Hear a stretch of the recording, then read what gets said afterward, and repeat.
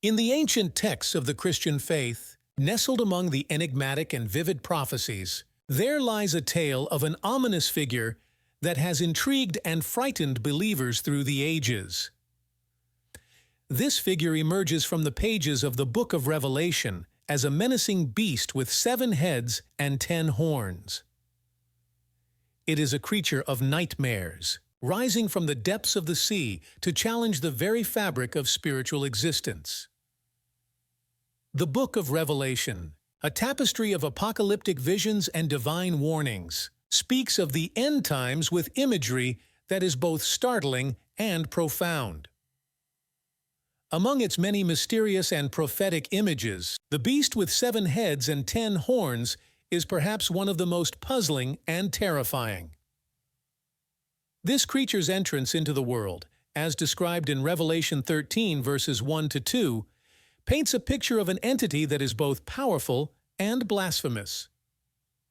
"And I stood upon the sand of the sea and saw a beast rise up out of the sea, having 7 heads and 10 horns, and upon his horns 10 crowns, and upon his heads the name of blasphemy." The sea from which the beast arises is often interpreted as a symbol of chaos and moral darkness, an abyss from which rebellion against divine order springs forth.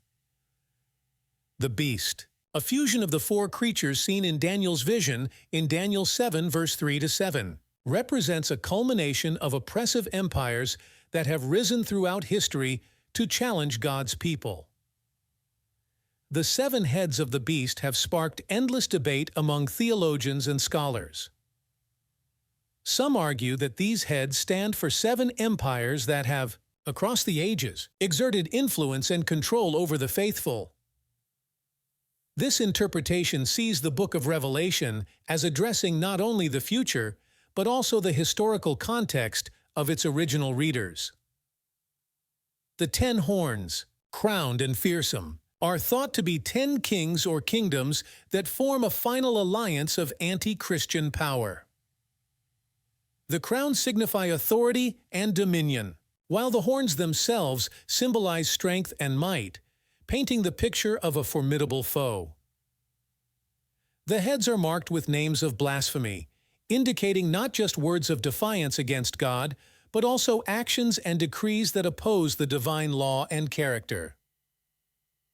The beast is not merely a political entity, it is a force that challenges all that is holy and sacred.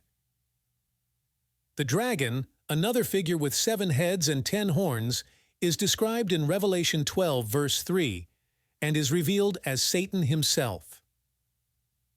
The dragon bestows power upon the beast, creating a sinister alliance with the shared goal of usurping divine will and persecuting the devout. The beast's desire for worship, as noted in Revelation 13 verses 4, is a stark affront to the first commandment's decree of exclusive worship of God. The beast seeks not just earthly control, but demands to be venerated, posing as a divine figure in an unholy mockery of true sanctity. Revelation 13 verses 5 to 7 further details the beast's nature, describing it as a mouthpiece for great blasphemies, equipped with the power to reign for 42 months, a symbolic period representing tribulation for the church.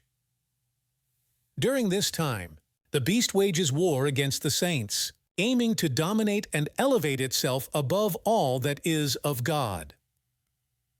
The infamous number of the beast, 666, is shrouded in controversy and speculation. Interpretations range from numerical symbolism to gematria, a system where letters are associated with numbers, to theories pointing to historical figures.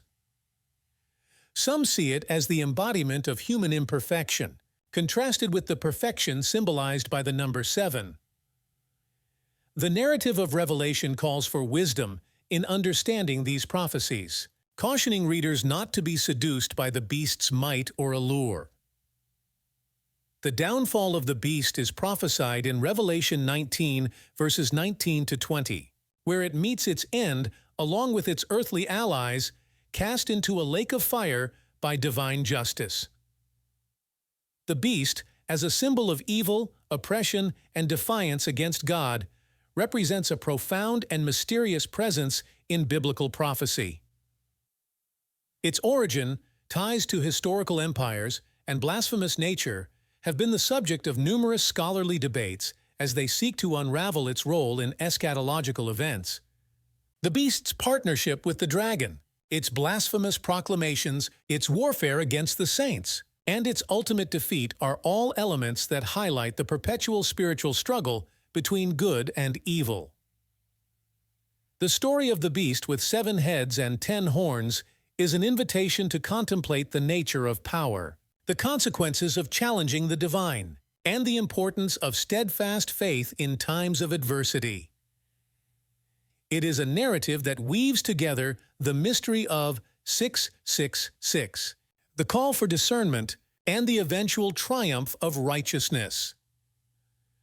As the faithful navigate a world rife with sin and strife, the imagery of this apocalyptic beast serves as a stark reminder of the spiritual battles that loom. By clinging to their faith, seeking wisdom, and trusting in God's final victory, believers find hope and fortitude in the face of trials and tribulations. As the story of the beast unfolds, it is a call to vigilance for every believer. It is a stark illustration of the spiritual warfare that rages around them, a warfare that is as real as the tangible world they touch and see. The beast's narrative is not just a tale of doom and gloom. It is a message of endurance, a clarion call to hold fast to what is good and true in the midst of deception and persecution. The beast's diverse heads, often thought to be empires of old, stretch the imagination and prompt believers to look back through the corridors of time. They see the rise and fall of great powers, the struggle of the faithful through eras of light and darkness, and the continual march of history toward an endpoint known only to the divine. The 10 horns, with their formidable crowns, raise the question of sovereignty and authority. Who truly rules? Is it the powers of this world that seem so invincible? Or is it the unseen, omnipotent hand of God? The crowns on the horns serve as a reminder that earthly power is transient, granted for a moment, and can be taken away by the same providence that allowed it. The blasphemous names upon the beast's heads confront the faithful with the harsh reality of a world that often stands in opposition to divine principles. Every act of blasphemy is a challenge to the core of their beliefs, a test of their commitment to heavenly values. The beast's words and deeds are a mirror reflecting the age-old human rebellion against the Creator. But the beast's power is not unchallenged. The dragon, though a formidable figure, is ultimately a defeated foe. The alliance between the beast and the dragon serves as a grim reminder of the seductive nature of evil, its capacity to deceive, and its relentless ambition to dethrone the sacred and exalt the profane. The worship demanded by the beast is the ultimate usurpation, an attempt to replace God in the hearts of the people. It is an act of spiritual adultery, a betrayal of the first commandment. The beast does not merely want obedience, it craves adoration, seeking to elevate itself above all that is worshipped and revered. The 42 months of the beast's authority symbolize a specific period of suffering and trial for the Church.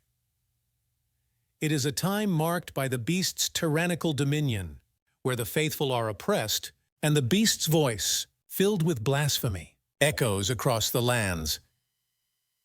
Yet, this time is also a period of purification, a refining fire for those who resist the beast's influence and remain steadfast in their devotion to God. The number 666 continues to mystify and provoke contemplation. Whether it represents a person, an empire, or the embodiment of imperfection, it is the mark of the beast's identity, a symbol of the ultimate human failing to achieve divine completeness. The plea for wisdom in Revelation 13, verse 18, is not merely an academic exercise. It is an existential imperative for discernment, a call to understand the signs of the times, and to recognize the beast's presence in its many guises. Wisdom is the light that pierces through the darkness of confusion and despair. The promise of the beast's defeat is not just an end to a reign of terror, it is the restoration of divine order. The vision of the beast and its armies cast into the lake of fire is a powerful affirmation that no matter how dark the night, the dawn of God's justice is inevitable. In the grand narrative of biblical prophecy, the beast with 7 heads and 10 horns stands not only as a symbol of opposition to the divine, but also as a testament to the enduring sovereignty of God. It is a reminder that, despite the beast's temporary victories, the narrative of history is authored by God and leads to a promised redemption for those who persevere in faith. The imagery of the beast compels believers to examine the nature of power and to reflect on their own allegiances. Are they swayed by the temporal and the immediate, or do they set their sights on the eternal? The story of the beast is an enduring narrative that spans the breadth of human history, challenging each generation to choose between the fleeting allure of worldly power and the timeless reign of the divine. In the end, the beast with 7 heads and 10 horns is more than a figure of fear. It is a symbol of hope for those who resist its deception. For in the struggle against such darkness, the light of faith shines brightest, and the promise of God's ultimate victory offers a beacon of hope to a world in need of redemption. As believers face the spiritual battles of their day, the story of the beast serves as a reminder that their faith, wisdom, and trust in God are the keys to overcoming adversity and claiming the triumph that awaits the faithful at the end of the age. If you enjoyed this video and want more insights into Bible prophecy, don't forget to subscribe, like, and share. Stay tuned for more enlightening discussions. Until next time, keep seeking the truth.